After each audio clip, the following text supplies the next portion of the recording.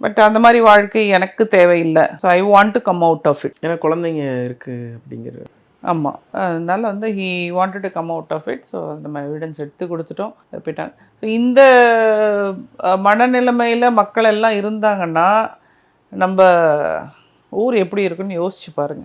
Western culture போய் அவங்களே மாறிட்டாங்க. இப்போ நாம வந்து ஏதோ நம்மளுடைய வேற விதமான ஒரு போக்கில் போயிட்டு இருக்கோம். கலாச்சாரமே வந்து சீரழிஞ்சுக்கிட்டு இருக்குது.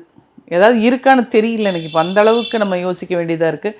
நான் இன்றைக்கெல்லாம் வந்து ஒரு பிள்ளைய பெற்றவங்க வந்து பணம் என்ன சொன்ன பாருங்களேன், ப்ரீ மேட்ரிமோனியல் வெரிஃபிகேஷன் வரும்போது எனக்கு 3 இயர்ஸ் ஆடிட்டிங் ரிப்போர்ட் எடுத்து தரீங்களான்னு கேட்குறாங்க. இங்கே ஒரு பக்கம் மணி, இன்னொரு பக்கம் வந்து இந்த மாதிரி ஒரு விஷயம் நடந்துக்கிட்டு இருக்குது. அது எங்கே போய் பணமும் இந்த ஒரு கேவலமான விஷயங்களும் நடந்துட்டு இருக்கக்கூடிய இந்த காலகட்டம் எங்கே கொண்டு போய் எதில் முடியும் அப்படிங்கிறது தெரியல.